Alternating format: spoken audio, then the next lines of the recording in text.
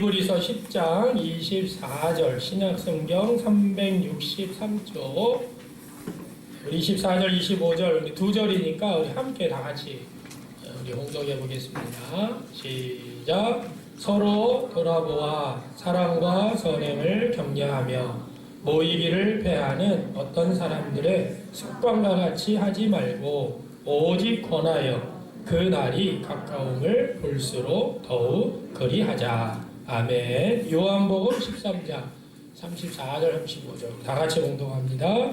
새 계명을 너희에게 주노니 서로 사랑하라.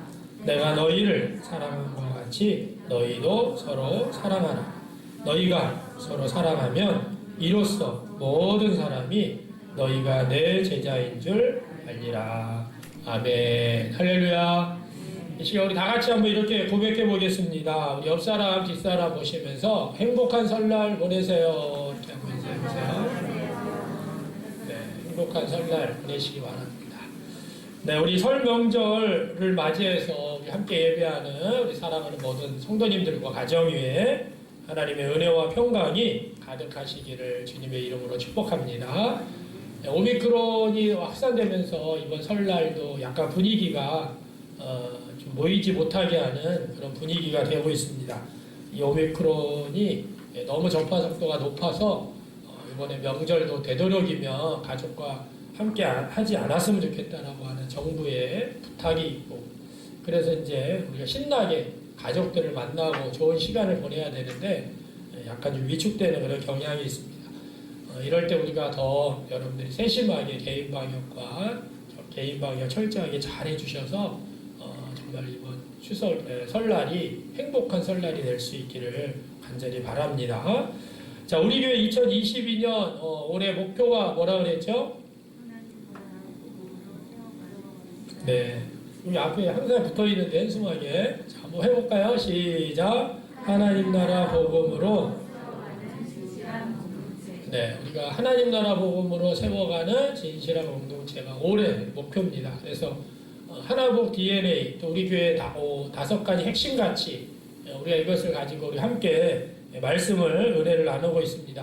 우리 1월 16일 날에는 찾는 이 중심, 그리고 1월 26일에는, 23일에는 균형 있는 성장, 또 오늘은 다시 한번 진실한 공동체 두 번째 시간을 갖고요. 우리 다음 주에는 안팎의 변혁과 또 2월 13일에는 소망하는 예배에 대해서 함께 은혜를 나눌 예정입니다.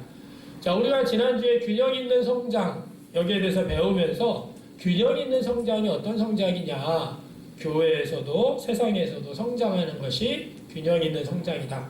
그리고 세상과 나에 대한 정체감이 분명해야지만 우리가 균형 있게 성장할 수 있고, 균형 있는 성장은 결국에는 열매를 맺고 승리한다.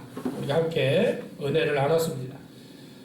지난 12월 27일부터 2022년 올해 1월 9일까지 목회데이터 연구소에서 이 데이터 연구소 구독자를 대상으로 해서 2022년 한국교회 키워드를 하나를 정한다면 무엇이라고 생각하십니까? 라는 그러한 앙케이트 조사에 응답자의 43%가 공동체성과 오프라인 회복을 꼽았습니다. 다음으로는 다음 세대, 우리 이제 교회학교죠, 18%, 또 사회와의 소통, 15%, 그리고 소그룹이라고 13%가 이렇게 응답을 했습니다. 자, 그래서 공동체성과 소그룹을 합치면 무려 56%가 되는 거죠. 56%가 바로 공동체성과 소그룹을 이야기하고, 그만큼 소그룹과 공동체성이 중요하다는 것을 우리가 발견할 수가 있는데요. 지난 2년 코로나 기간 동안에 많은 교회가 소그룹이 문을 닫았습니다. 사실 우리 교회도 지난 1년 동안 속회를 전혀 속회별로 드리지 못하는 이러한 상태였죠. 자, 그런데 이 연구조사에 의하면 이 소그룹, 이 코로나 시대에도 이 소그룹이 외로움이라든가 단절이라든가 이 교인들 간의 이 외로움과 단절감을 이 소그룹을 통해서 유대감을 강하게 하고 또 영성을 유지하게 하고 또 위축되었던 일상 속에 활기와 자극을 주는 것이 바로 이 소그룹 공동체였다라는 그런 결과가 나왔습니다. 그래서 소그룹 활동자와 비활동자 그 신앙 지표들을 차이를 보니까 큰 차이가 났다는 거예요. 소그룹에 활동했던 사람들과 소그룹에 활동하지 않은 사람들의 신앙의 차이가 났다는 거죠. 그래서 이 활동자의 경우에는 개인 신앙뿐만 아니라 교회 생활이나 또 가정 신앙이나 자녀 신앙 교육까지 긍정적인 신앙 생활의 패턴을 가졌다고 한다면 이 소그룹 활동에 참석하지 못한 사람들은 반대로 그렇게 하지 못했다라는 결과가 나왔다는 거예요. 심지어 이 소그룹 활동자들은 이 건강한 시민의식이 더 강하게 나타났고, 그래서 더 이 소그룹의 모임에 모이게 힘쓰는 그런 일들이 일어났다라는 그러한 조사 연구 발표가 있었습니다. 실질적으로 이 소그룹, 이 코로나 기간이지만 많은 교회들이 이 코로나 때 이 소그룹이 어려워서 하지 못했지만 그래도 그 가운데 이 소그룹 활동을 꾸준히 했던 교회들은 교회가 어려움이 없고 코로나 종식 이후에도 오히려 교인 수가 증가하는 그런 일들을 행했다라는 것을 발표를 했어요. 지난 주간에 27일 날이죠. 유기성 목사님이 페북의 SNS에다가 이상하지만 참 좋은 교회라고 하는 제목을 이렇게 올리셨어요. 그 내용을 잘 들여다보니까 이 선한목자교회에서 온라인 교회를 세웠다고 합니다. 온라인상으로 교회를 세워서 이제 세웠는데 그 이유는 뭐냐면 예배를 드리고 싶은데 갈 교회가 없는 성도들 또 그래서 그들을 대상으로 온라인 교회를 이제 개설을 했는데 그 담당하시는 최 목사님이 이 온라인 교회 등록을 받으면서 이 사람들에게 엄청난 갈망이 있다는 것을 알게 됐다는 거예요. 그 내용에 보면 정말 살고 싶어서 왔습니다. 내가 이제는 방황을 끝내고 새롭게 시작하고 싶습니다. 내가 예수님을 만나고 싶어서 이 온라인 교회 왔습니다. 내가 예수님과 동행하는 삶을 살고 싶어서 내가 온라인 교회 와서 등록했습니다. 라는 이런 여러 갈망이 있었다는 거예요. 그 중에 가장 큰 갈망이 뭐였느냐? 이 공동체에 대한 갈망이었다는 것이요. 그렇죠. 뭐 영상으로 예배 드리면 되는데, 영상으로 예배 드리고 말씀 듣고 은혜 받으면 되는데, 왜 굳이 온라인 교회에 등록했느냐? 이렇게 물어보니까, 공동체라고 하는 것에 소속되고 싶다. 공동체 안에 들어오고 싶다. 라는 그러한 이야기를 했다고 합니다. 그렇습니다. 이 공동체에 속하고자 하는 이 갈망은 사실은 우리 인간 안에 있는 영적인 본능이에요. 왜냐? 우리의 창조자이신 하나님께서 삼위일체 하나님, 공동체를 이루고 있는 하나님이시기 때문에 그래요. 우리가 지난주에도 말씀드렸던 것처럼 우리 한국교회가 골방 영성만 강조하고 시장 영성에 대해서는 약화되었기 때문에 우리가 계속해서 세상 속에서 손가락질을 당하고 질타의 대상이었다는 거죠. 게다가 코로나가 터지면서 더욱 이 기독교 집단을 마치 이기적인 집단으로 매도하고 그리고 많은 사람들이 교회를 떠났습니다. 제가 작년에도 이런 말씀을 드렸죠. 향후 우리 기독교회는 4, 5년 동안은 계속해서 하락세가 될 거다. 성장할 수가 없다. 계속 교회를 떠나게 된다. 그러나 4, 5년 후가 지나면 그들이 다시 교회로 돌아올 것이다. 공동체를 원하기 때문에, 공동체에 속하고 싶기 때문에 다시 온다. 그래서 우리가 4, 5년을 이 진실한 공동체를 세워나가는데 우리가 준비해야 된다. 제가 계속해서 지난 작년에도 말씀드렸고 올해도 마찬가지입니다. 여러분 교회 신뢰도가 바닥을 치고 또 많은 사람들이 교회를 떠나지만 우리가 해야 될 거는 거기에 대해서 불평하거나 원망하는 게 아니라 우리는 어떤 공동체를 세워야 나가느냐 진실한 공동체를 세워나가야 된다는 거예요. 그러니까 작년에도 제가 이 본문 말씀을 통해서 함께 공동체가 뭔지 또 진실한 공동체가 가능한지 그런 진실한 공동체를 세우기 위해서 어떻게 해야 되는지 오늘 본문 말씀을 통해서 우리 함께 은혜를 나누는데요.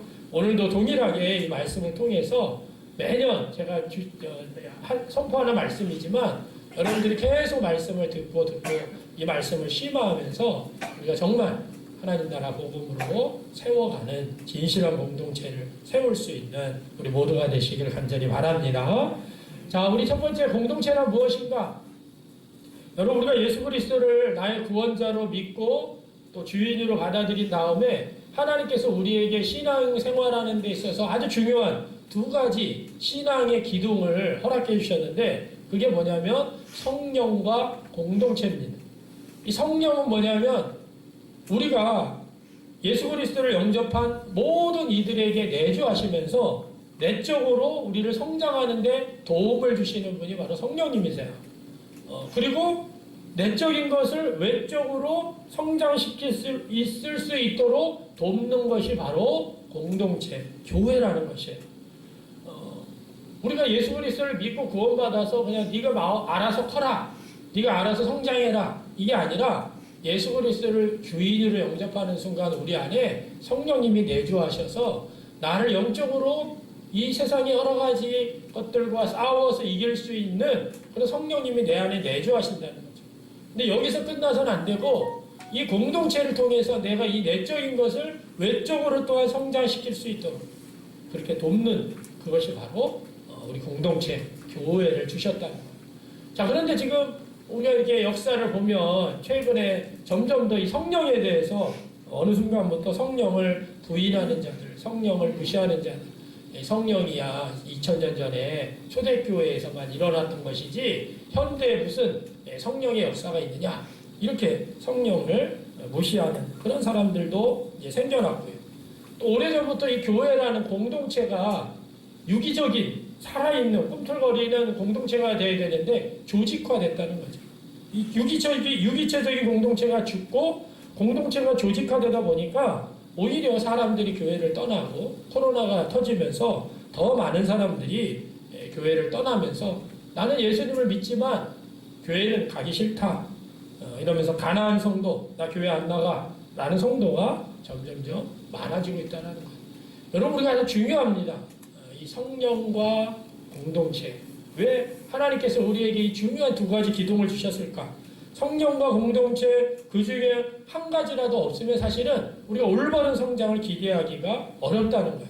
한쪽 기둥이 무너져 있는데 나는 성령님이 내주하십니다. 나는 성령님과 함께 살아요. 이렇게 얘기하는데 사실은 공동체가 무너져 있으면 그 사람의 믿음은 그 위에 쌓아나가기가 어렵다는 것이에요.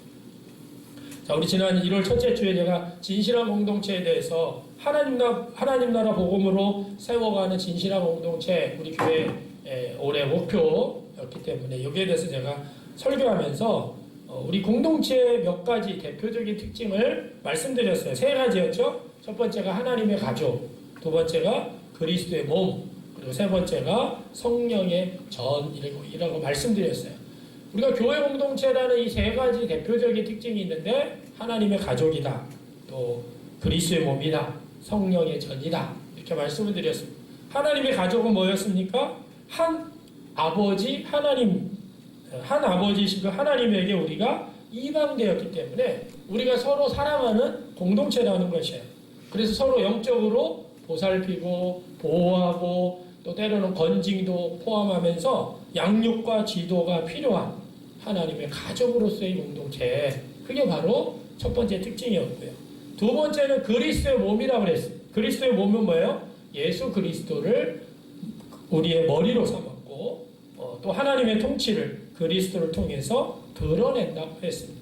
그래서 머리이신 그리스도의 몸으로서 교회는 이 깨어지고 허무에 굴복한 세상을 충만케 하는, 만물을 회복케 하는 이 사역의 부르심을 우리가 받아서 자신의 공동체 내부에서 이러한 회복의 사역을 감당할 뿐만 아니라 이 세상 속에서도 선한 일에 힘써야 된다 이렇게 말씀을 드렸고요. 세 번째는 성령의 전은 하나님의 영으로 하나됨을 지킨다고 하였습니다.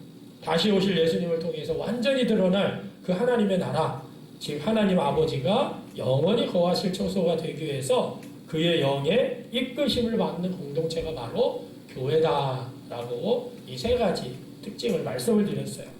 자, 이처럼 우리가 성경적인 교회, 성경적인 공동체의 가장 큰 특징은 뭐냐? 하나님을 아버지로 하는 공동체고 또 그들이 그리스도를 따라가므로 말미암아 유기적으로 연결되어서 함께 동역하고 주님이 다시 오실 때까지 함께 기다리는 것, 이것이 바로 교회라는 것이에요.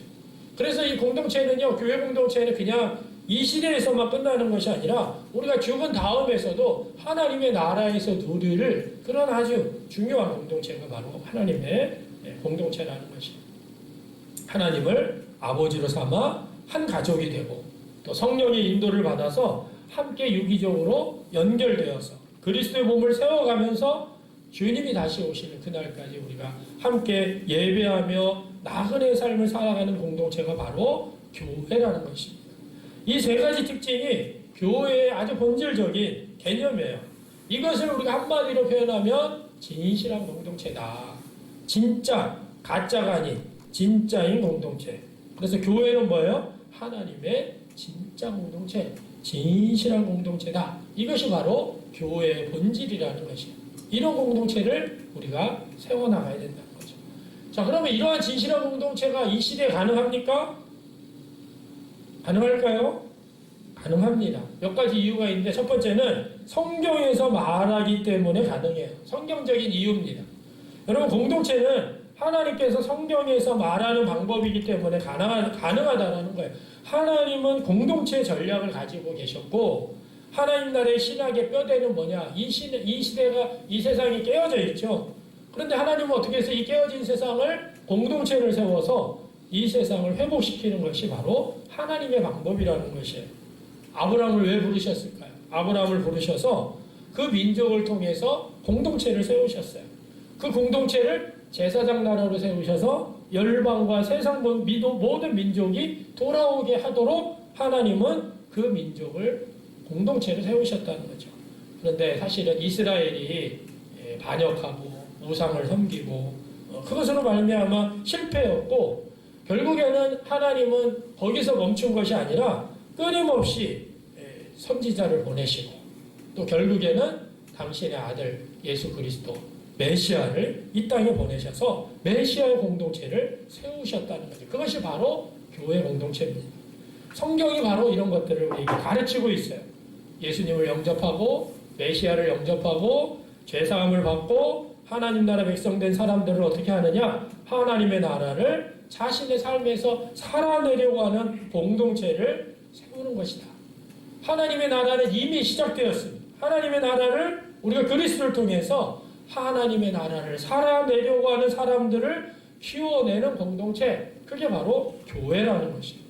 성경에서는 우리에게 지속적으로 이 공동체를 원하셨고 세우기를 원하셨다는 거예요. 그게 바로 성경에서 하나님의 꿈이었고 하나님의 비전이었기 때문에 가능하다는 것이죠. 자, 두 번째 가능한 것은요, 역사적으로 증명되었기 때문에 가능한 실제적인 이유죠. 여러분, 우리가 지난 2000년 동안 공동체, 메시아 공동체의 매일이 흘러오는 것을 보면 알 수가 있습니다. 우리가 안디옥 교회, 예루살렘 교회는 당연히 그 교회에서 시작했고, 또 이방 지역 땅에 안디옥 교회가 세워졌고, 우리가 데살로니가 교회, 또 에베소 교회, 빌립보 교회, 수많은 교회들이 세워졌어요. 여러분, 이 고대 도시에 정말 목회자 없이 가정 공동체가 세워진 교회들이 너무나 많았습니다. 이 초대 기독교의 공동체는요, 가정 공동체를 통해서 수많은 든든하게 교회들이 세워졌는데, 이 초대교회 관련된 자료들을 보면 최근에 이제 로버트 뱅크스르, 또 알렌 크라이더, 또 이 로드니 스타크라고 하는 사람들이 쓴 아주 유명한 이제 2000년 전에 초대 기독교의 이야기입니다. 1세기 예배 이야기, 1세기 그리스도의 하루 이야기, 또 알렌 크라이더의 초대교회의 길을 묻다, 그리고 초기 기독교의 예배와 복음전도, 선교의 변질, 또 로드니 스타크가 썼던 기독교의 발음, 뭐 이런 내용들을 잘 들여다보면 이 공통적인 내용이 뭐냐면 그들이 핍박과 고난과 어려움이 있었지만 가정을 중심으로 공동체를 중심으로 하나님 앞에 모여서 예배하는 그런 공동체였다라는 하우스 처치, 그런 교회였다는 것을 보여주고 있습니다. 그래서 이 자료들에 의하면요, 당시 10년마다 기독교인이요 40% 성장한 것은요 결국에는 그 공동체가 진실한 공동체였기 때문에 가능했다라는 거예요. 밖에 나가서 전도할 수가 없죠. 우리가 지금처럼 밖에 나가서 막 전도하고 할 수가 없습니다. 사람들이요 그 공동체를 보고서 자기들과 다르게 사는 모습을 보고서 그 사람들이 그 공동체에 들어오고 싶어 했다라는 것이에요. 그 시대에도 지금 코로나 바이러스처럼 엄청난 역병이 돌았습니다. 여러분, 과거에는 역병이 돌면 마을의 3분의 1이 사람들이 다 죽어갔다는 거예요. 수많은 사람들이 죽어갔습니다. 지금 많은 사람들이 죽는다고 계속 보도는 하지만 당시의 역병은 한 번 걸리면 마을 3분의 1이 다 죽어갔습니다. 그러면 뭐예요? 그 지역의 유지들, 정치가들, 또 의사들, 또 철학자들, 종교 지도자들, 이런 사람들은요, 역병이 돌아오면 다 다른 곳으로, 없는 곳으로 도망을 갔습니다. 안전한 곳으로 피한 거죠. 그런데 그곳에 남아있었던 사람들이 누구냐? 기독교인들이에요. 그곳에 남아서 역병 걸린 사람들을, 역병 걸린 세상 사람들을 돌보고 치료를 했다라는 것입니다. 진짜 이웃사랑이 무엇인지를 기독교인들이 보여줬다라는 것입니다. 여러분, 초대교회 그리스도인들은요, 이 역병을 통해 진짜 신앙훈련을 받았고 죽음을 두려워하지 않았다는 것입니다. 그게 바로 초기 그리스도인들의 모습이었습니다. 여러분, 역병에 기독교인들이 아무리 믿음이 좋아, 나의 믿음이 좋으니까 역병이 안 걸려, 나는 믿음이 좋으니까 코로나 안 걸려, 이게 아니죠. 여러분, 그리스도인들도 역병에 걸려서 그들을 돌보다가 순교한 성도들이 많았습니다. 자기들도 같이 돌보다가 자기는 병이 안 걸렸지만 역병에 걸린 사람들을 돌보다가 자기도 역병에 걸려서 순교한 거, 죽은 거죠. 그런데 이 역병이 끝나면요, 오히려 기독교가 크게 성장을 했어요. 그리스도인들의 숫자가 엄청 늘어난 것입니다. 왜냐? 믿지 않는 사람들이 역병에 자기들을 돌봤던 이 그리스도인들을 보고 자기는 살았고 기독교인들은 죽었지만, 이게 바로 정말 기독교가 바로 진짜 종교구나, 진실한 공동체구나. 그래서 기독교인들이 그곳에 남아서 그들을 돕고 그러다 죽기도 했지만 10% 정도는요, 그들이 회복되고 건강하게 되어가지고 그리스도인 공동체, 이 교회 공동체, 진실한 공동체 들어오게 됐다는 것입니다. 그래서 이 개신교가 발흥한 후에도 공동체는요, 계속해서 일어났습니다. 계속해서 이어졌어요. 우리 감리교 창시자 웨슬리는 속회를 만들었고, 또 장로교회는 교구, 셀, 목장, 모두 다 이게 뭐냐면 사실은 공동체예요. 우리 초기 한국교회 공동체도 마찬가지예요. 교회를 성장시키기 위해서 공동체를 세우는 것이 아니라 교회가 원래 공동체였기 때문에 공동체를 세운 것이죠. 그것이 바로 역사 속에서 계속해서 이어져 나왔기 때문에 진실한 공동체가 가능합니다. 또 마지막으로는요, 상황적인 이유 때문에 가능합니다. 지금은요, 많은 사람들이 공동체를 찾습니다. 공동체를 찾는 사람들. 교회가 진절머리 납니다. 너 아직도 교회 다니고 있어? 그러나 이들이 교회를 떠나지만은요, 언젠가는 그 사람들이 다시 공동체를 찾게 돼 있습니다. 하나님의 형상으로 지음받았기 때문에 아무리 자기중심주의로 살아가지만요, 자기가 쉴 수 있는 곳, 자기가 편히 있을 있는 그런 사람들을 찾기 시작한다는 거예요. 어떨 때? 나에게 위기가 닥쳤을 때, 어려움이 닥쳤을 때, 그 위기를 같이 뚫고 함께 할 사람, 그 사람을, 그 공동체를 사람들은 찾게 되어 있다는 것이죠. 사실 우리는 이런 공동체를 우리가 만들어 가야 되는 거죠. 아까 선한목적교회 온라인교회 그 이야기도 마찬가지예요. 장례가 났는데 목사님도 찾아오고, 자기 그 공동체, 온라인교회에 있었던 공동체 식구들이 장례 조문도 오고, 자기는 깜짝 놀란 거죠. 온라인으로만 봤던 사람들인데 찾아오니까 이게 공동체구나. 그것을 알게 돼요. 가장 어렵고 힘들어할 때 같이 와서 아파해주고 같이 위로해주는 그러한 것이 바로 공동체예요. 그래서 우리가 어떤 환경과 상황 속에 있을지라도 사람들은 분명하게 공동체를 찾게 되어 있다는 거예요. 또 두 번째는요, 대안의 삶을 찾고 있는 사람들이 있습니다. 많은 사람들이요, 대안적인 삶을 추구합니다. 우리가 설교를 통해서 설득하는 것보다 사람들은 사는 것을 통해서 보기를 원합니다. 멋진 말들은 많이 있죠. 심지어 종교 엔터테인먼트가 많습니다. 그런데 사람들은 진짜 그렇게 사는 사람들이 있나? 이것을 보고 싶어요. 진짜 사랑하나? 보고 싶어요. 여러분, 진짜 사랑하면요, 진짜 사랑하는지를 보면 사람들이 사랑하게 되어 있고 변하게 되어 있습니다. 억지로가 아니라 젖어들면서 변화되는 거예요. 이게 뭐냐면 진실한 공동체입니다. 이것이 바로 대안적인 공동체가 가지는 파워라는 것이죠. 자, 세 번째는 현대교회에 실망한 사람들이 있기 때문에 가능합니다. 여러분, 교회는 유기체적이어야 되는데 조직화되고 거대화되고 형식화될수록 사람들은 교회를 떠나게 되어 있습니다. 가난한 성도들이 왜 교회를 떠나느냐? 이런 조직이 싫어서 떠나요. 근데 사실은 그 가난한 성도들이 교회를 떠나가지고 자기들끼리 모여가지고 막 예배를 드려요. 우리 그런 모임 싫다. 조직화된 교회 싫다. 그런데 사실은 그들이 평생 보았던 것이 뭐냐면 공동체를 본 게 아니라 조직을 봤기 때문에 자기들도 모이면 조직을 만들어요. 조직화됩니다. 그럼 결국에는 그것도 무너지게 되어 있다는 거예요. 정말 자신에게 필요한 것, 자신이 믿은 것을 살아내는 것을 보는 것, 이것을 사람들은 찾게 되어 있다는 것이죠.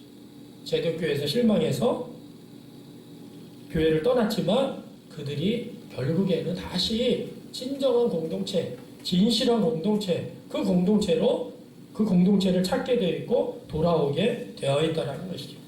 코로나로 인해서 실망했던 교회를 떠났던 많은 사람들이 이제는 돌아오기 시작할 겁니다. 아까 제가 1년밖에 안 됐는데 벌써 이 선한목적의 온라인 교회 많은 사람들이 나 너무 힘듭니다. 너무 답답합니다. 공동체에 들어가고 싶습니다. 사람들이 벌써 1년밖에 안 됐는데 다시 공동체에 들어오고자 하는 그런 갈망들을 발견했다는 것이죠. 여러분, 진실한 공동체를 세운다고 한다면 교회에는 반드시 건강하게 부흥하는 역사들이 일어나게 될 것입니다. 우리가 그렇게 하기 위해서 우리 교회가 이런 공동체를 세워나가야 됩니다. 자, 오늘 본문에서는 이러한 공동체를, 진실한 공동체를 위해서 우리가 어떻게 세워나가야 될 거냐, 진실한 공동체를 세우기 위해서 첫 번째가 오늘 히브리서 10장 24절 25절인데요. 서로 돌아보는 공동체가 되어야 합니다. 자, 우리 한번 해볼까요? 시작. 서로. 오늘 서로라는 말은 뭐냐면 의도적이라는 의미를 가지고 있어요. 진실한 공동체를 세우기 위해서는 의도적으로 움직여야 된다는 거예요. 공동체는요, 저절로 세워지는 게 아닙니다. 이 서로라는 말 속에 내가 이 진실한 공동체를 세우기 위해서 내가 의도해야 된다는 거예요. 그것도 서로. 저 사람은 왜 나를 사랑 안 해주지? 저 사람이 나를 사랑해줘야 되는데, 나를 도와줘야 되는데, 그게 아니에요. 서로라는 말은 뭐냐면 의도를 가지고 내가 저 사람도 돕고, 내가 저 사람을 위해서 기도하고, 저 사람을 찾아가고, 저 사람을 사랑하고, 내가 먼저 하는 것. 그럼 저 사람도 같이 하는 것. 이게 바로 서로라는 의미를 가지고 있어요. 그리고 뭐라 그랬습니까? 돌아본다. NIV 성경에 보면 consider는요, 생각하다, 고려하다라는 뜻을 가지고 있습니다. 무슨 말이에요? 상대방을 생각하는 거예요. 상대방을 깊게 고려하는 것이에요. 여러분, 공동체라는 게 표면적으로 드러난 것을 보라는 것이 아닙니다. 깊게 보고 내면적인 것까지 들여다보라는 것입니다. 그냥 가만히 있어서 공동체가 세워지는 게 아니에요. 진실한 공동체가 가만히 있어야 되는 게 아니라 내가 의도적으로 서로 노력하고, 그리고 그의 깊은 것까지 생각하고 고려하고, 그렇게 힘쓸 때 진실한 공동체가 세워진다는 것이에요. 여러분들이 서로 의도적으로 돌아보면서 생각하고 고려하고 힘쓰고 노력하시기를 주님의 이름으로 간절히 축원합니다. 또 요한복음 13장 34절 35절에 우리 함께 읽었죠. 사랑하는 공동체, 사랑을 배우는 공동체가 되어야 합니다. 우리 해볼까요? 시작. 사랑하는 공동체, 사랑을 배우는 공동체가 되어야 합니다. 네, 정말 말씀드리는 것은 공동체의 가장 중요한 실천이 뭐냐면 사랑이에요. 정말 사랑하는 것. 여러분, 완전한 것이 아니라 진짜 사랑하는 공동체가 진실한 공동체입니다. 그래서 자신을 있는 그대로를 드러내는 공동체인가, 있는 그대로를 받아들이는 공동체가. 여러분, 우리가 왜 교회가 조직화되고 종교화되었을까? 교회 안에서요, 자신의 모습을 드러낼 수 없을 때 우리가 조직화되는 것입니다. 나의 약함이라든가 나의 슬픔이라든가 이런 부분을 내가 드러낼 수 있나? 드러낼 수 없으면 거기 그 교회는 조직이에요. 내가 드러낼 수 있으면 공동체입니다. 우리가 나와 우리 성도들과 관계가 투명하지 않으면 조직이에요. 나의 모든 것들을 다 이야기할 수 있는 그곳이 바로 뭐냐면 공동체라는 것이에요. 그렇기 때문에 우리 성도들이 가장 잘할 수 있는 것이 뭐냐면 사랑이어야 된다는 거예요. 사랑하면 나의 약함, 나의 슬픔, 나의 모자란 부분들을 다 투명하게 드러낼 수가 있어요. 왜? 사랑하는 공동체니까. 그래서 우리가 계속해서 말씀드리죠. 교회는 사랑의 전문가가 돼야 돼요. 교회 공동체는요, 사랑의 전문가가 돼야 됩니다. 가장 잘 사랑하는 사람이 되어야 되는 것이 바로 우리 성도들이 되어야 된다는 거예요. 자, 예수님께서 오늘 요한복음 13장 34절 35절에서 단 하나의 계명을 허락해 주셨어요. 새 계명을 너희에게 주는데 서로 사랑하라. 여기서도 서로가 들어갔어요. 의도적으로. 저 사람이 나를 사랑해줘야지가 아니라 내가 너희를 사랑한 것 같이 너희도 서로 사랑하라. 너희가 서로 사랑하면 이로써 모든 사람이 너희가 내 제자인 줄 아니라. 내가 예수님의 제자입니다. 내가 예수님을 따르는 사람이에요. 말할 필요가 없어요. 여러분들이 서로 사랑하는 공동체를 세워나가면 그럼 뭐예요? 아, 저 사람이 예수님의 제자구나. 사람들이, 세상 사람들이 안다는 것이에요. 예수님을 따르는 사람은요, 누구보다도 사랑에 능숙해야 됩니다. 누구보다도 사랑에 지혜롭게, 누구보다도 사랑에 인내하면서 깊이가 있는 그러한 사랑하는 사람이 되어야 된다는 것이죠. 우리가 진실한 공동체를 하지 않으면요, 우리는요, 우리의 것들을 노출하지 못합니다. 가면을 쓰고 만나게 되는 거죠. 진심이 나오면, 자신의 것이 진심인 것이 나오면요, 그 사람은 성장하게 되어 있습니다. 점잖은 사람들이 모이는 곳에 점잖게 모였다가 끝나요. 그러나 거기에 성장이 없습니다. 우리가 감추어진 내면의 것들이 말씀을 통해서, 성경을 통해서 부딪히면서 이런 것들이 나에게 있었는데, 난 이런 삶을 살았는데 하면서 뭐예요? 성장이 일어나는 것이에요. 우리 문막제일교회가 2022년 정말 진실한 공동체를 세워나가는 그러한 한 해가 되기를 간절히 바랍니다.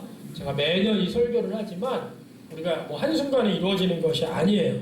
여러분들이 서로 사랑해야 되고 서로 돌아봐야 되고 또 자신의 것들을 나타내고 자신의 연약함, 부족함을 드러낼 수 있는 진심으로 사랑하는 진짜 공동체, 진실한 공동체를 우리가 서로 세워나가야 되기 때문에, 사랑으로 세워나가야 되기 때문에 2022년 이러한 공동체를, 진실한 공동체를 우리가 모두 다 함께 세워나가는 귀한 은혜가 있기를 간절히 바랍니다. 기도하겠습니다. 그렇습니다. 주님, 오늘도 우리에게 말씀하여 주시고 정말 우리가 진실한 공동체가 이 시대 가운데 가능함을 말씀을 통하여서, 성경을 통하여서, 또 역사를 통하여서, 또 현재 많은 사람들이 이 공동체를 찾고 있음에 대해서 우리가 깨달으며 우리 문막제일교회가 정말 하나님 나라 복음으로 우리가 진실한 공동체를 세워갈 수 있도록 인도하여 주옵소서. 그래서 2022년에는 공동체마다 정말 우리의 모든 것들을 나누며 사랑 가운데 나아가는 귀한 은혜가 있게 하여 주옵소서. 모든 영광 하나님 앞에 올려드리며 예수님의 이름으로 기도하옵나이다. 아멘.